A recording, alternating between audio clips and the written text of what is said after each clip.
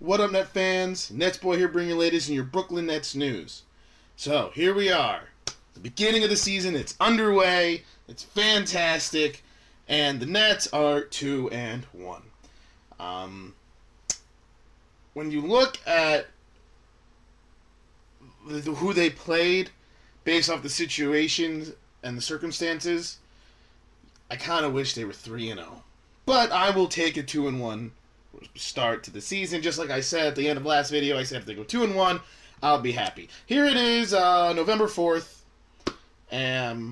So the Nets have played 3 games so far. Now they started off against the Celtics in a complete disaster and complete debacle. I mean, they couldn't play defense. Their offense was fine, but they just couldn't play defense. They couldn't get a rebound. Jared Sullinger and Kelly Olynyk were making threes like they were, I don't know, a 3-shooter? I don't know. I don't know where I'm going with that. But, they were making ridiculous threes, and Rondo was playing like his all-star self, and not with a broken hand, and the Nets just could not play defense. It was disastrous. It's like they didn't even know how to play defense. And it was interesting. It was kind of like, watching that game was kind of like watching a college team in action, because that's what the Celtics remind me of. They remind me of a college team. Maybe it has something to do with the fact that Brad Stevens is their coach, being that he, used to be a college coach. But it's because the reason is there's just one really good player on the Celtics, and that's Rondo. And he's not even, in my opinion, he's not even that good. He's just a good point guard, true point guard. So he's good at making everyone else around him better. And then they just have a bunch of okay players. They have nobody who's terrible, but a bunch of okay players who occasionally play well on any given night. And that's why a lot of, when you look at college basketball and a college basketball team, they usually, yes, they have their star players, and but really, the best teams,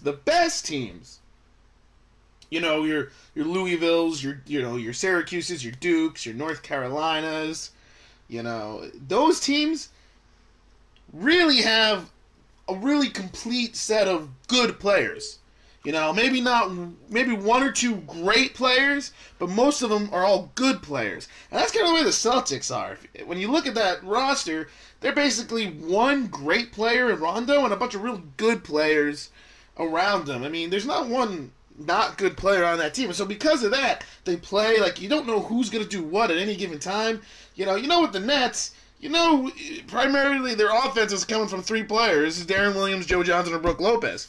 But when you're going up against a team like the Celtics, you have no idea where their offense is going to come from. One day it could be Jared Sullinger, one day it could be Jeff Green, one day it could be Rondo, one day it could be Kelly Olynyk, one day it could be Brandon Bass. You really don't know. One day it could be Avery Bradley. It could be anybody on that team. So I think that threw off the Nets somehow, and they just couldn't figure them out. A lot of backdoor cuts. That's a college play, by the way. The backdoor slip screen is a classic college play. Because when executed, a lot of college defenders don't understand the concept of the slip screen, and it seemed like the Nets didn't understand the concept of a backdoor slip screen, and it was just disastrous. But leave it to the Nets. If you ever noticed, the Nets always hyped games or excited games or games with a possibility of a letdown, the Nets always let down. If you know what I mean? Like, against the Celtics, the Nets probably felt like we can beat this team. We're so excited about this season.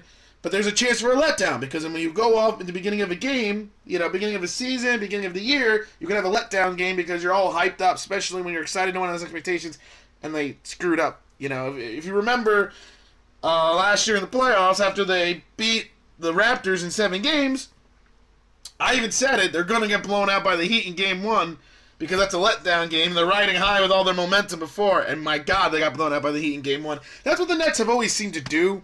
They always have these letdown games. They will go on they could go on a 9-game winning streak and then play, the 76ers, and they'll lose that game. They really get complacent. Kind of like what happened with the Cavaliers in their home opener with LeBron's welcome back party. They lost to the Knicks. Letdown games happen a lot, and I feel like that's what happened with the Celtics and Nets. The fact that it was that big of a blowout was just a complete disaster. But whatever, it was the first game of the season. Like I said, I'm giving it a pass because they came back and played very well against the Pistons. Now, I thought they were going to actually lose to the Pistons because with no Brook Lopez, because he didn't play in either the Celtics or the Pistons game, no Brook Lopez, I thought they were going to just get destroyed on the boards because anytime you got Greg Monroe and Andre Drummond and Josh Smith, such a big front court, I thought the Nets were going to get destroyed on the offensive glass, and I think they actually out-rebounded the Pistons that game, which was really impressive. So that was fantastic. They came back, they played well. Joe Johnson became Joe Jesus down the stretch of that game, doing what he does best, just scoring, and no one could do anything about it. It was really good, and I was excited. I said, okay, good, they're back on track. And then, yesterday, they played the Thunder, with a Thunder team, by the way, that is missing, I think, more than half their team, including Russell Westbrook and Kevin Durant. I said, if there's ever a letdown game, it would be that game against the Thunder with those two guys out, because there's no reason for the Nets to lose that game. And they didn't. They didn't even come close to losing the game. I don't even know if they ever even really trailed that game. It might have been a close, you know what I mean? But that I was very pleased to see how much they basically controlled and dominated that game, basically from and like they should have. The Thunder without Westbrook and without Durant and without Jeremy Lamb, without Anthony Morrow, is just Serge Ibaka and a bunch of other people around him. And Serge Ibaka isn't even that great. I mean, he's a great rebounder, a great defender, and apparently he's making threes this year. But I think he's one of those overhyped, overrated players. But beside the point, the Nets were supposed to win that game. And they did, and they played very well. They basically blew them out. And more importantly, it was Brook Lopez's return. And Lopez looked fantastic in his return. He started off in foul trouble, but then he, regained himself, ended up with 18 points and 6 rebounds in 24 minutes. That's what I like to see. 18 and 6 in 24 minutes. I'm happy with that because, he's got to ease back into everything. When he gets about 32 minutes, we'll see what his numbers are really going to be like. But I'll take 18 and 6 for now, for the start out there. Darren Williams, if I'm going to take anything away from these first 3 games, now remember, 3 games. Let's not get too ahead of ourselves. But if I'm going to take anything away from what I saw these first 3 games, it's that Darren Williams actually doesn't look like a piece of crap. I'm shocked. I'm shocked. He had 18 points, and I think, or he had 17 points. 17 or 18 points, and 9 assists against the Celtics. He's had at least, I think, 6 assists in every game. He's scoring at least 16 to 18 points, and he's not taking dumb shots. He's making his shots. He's making his threes. He's making the right passes. And the big thing is, he's not turning the ball over. That's what always drove me crazy about Darren Williams. He would turn the ball over constantly, but he's not. He's not anymore. Or at least, first 3 games he hasn't been. And he just looks like, I don't want to say his old self, because he'll never be his old self, but he looks like a much better version of himself these first 3 games. Now, is that going to last? I don't know. It's 3 games in, but that's what I'm taking away at the most in these first 3 games. The biggest thing I'm taking away from these first 3 games is that Darren Williams looks not like a piece of crap. He looks good. He does. Does he look great? No, I'm never going to say Darren Williams ever looks great unless he's scoring 30, 25 points and getting like 11 assists. He's not looking great, but he's looking good. He's looking exactly to what we Nets fans want him to look like. He's controlling the tempo of the game. He's making the right play. He's not forcing shots. He's not forcing passes. He's doing exactly what he's supposed to do. That's what I'm taking away from the first 3 games at the most is Darren Williams' play. Couple other notes. Bogdanovic. You gotta give this guy some time, I guess. I'm pretty much already don't care about him anymore. I know it's kind of like really NetsBoy. It's 3 games, but I can see the potential, but I don't think he's gonna be that special of a player. I think he's gonna be. I think he's a guy who's better coming off the bench. I don't know. It's 3 games in. He's from Europe, so he needs to adjust to the to the NBA. So maybe it's a little really early to make the judgment. But it just seems like I don't know. He really is a guy I would start. And right now he's the starting. I don't know. I guess he's the starting shooting guard, and Joe Johnson's considered a small forward. Honestly, I would start Allen Anderson. I think Allen Anderson has played better, and I think Allen Anderson should be the starter. I really do. I think it should be Darren Williams, Allen Anderson, Joe Johnson, Kevin Garnett, and Brook Lopez. Allen Anderson played fantastic in every game so far, and he's always been a very good defender. I think it really fits well. But I think the biggest thing is Lionel Hollins has actually said this to Bogdanovic. He doesn't want his confidence to go away. He wants him to be a very confident player because the key to Bogdanovic is his confidence. At least that's what they're saying. When he's confident, he plays well. So I think the idea is that Lionel Hollins has him as the starting 2 guard because he wants him to say, I have faith in you that you are going to be one of our better players.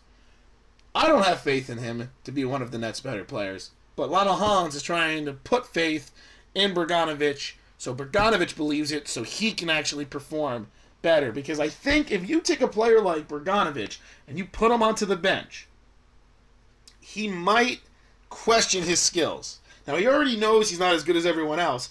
So that could be part of the problem. And so they're trying to build him up. So I think that's the only reason why he's a starter right now. I think that's the only reason why he's that 5th starter for the Nets. Because they want to build up his self-esteem, build up his ego, build up his confidence. You know what I mean? Because he was a star in Europe. So was Mirza Teletovic, though, which I think is funny. Teletovic comes in and he's embraced this kind of 6th-man role. And meanwhile, Bogdanovic, they have to baby. I don't know. I might have a new hated player. But it's like I said, it's a little too early to be saying anything that bad about Bogdanovic. This guy's got to figure out his style here in the NBA. So I'll give him a slide. But Plumlee's looked good. Garnett has looked fantastic. I knew Garnett was going to do something like this. He had 18 points and 14 rebounds against the Pistons.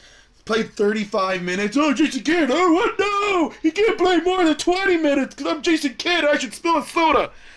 Idiot. Played 35 minutes and was much needed 35 minutes, too, against the Pistons.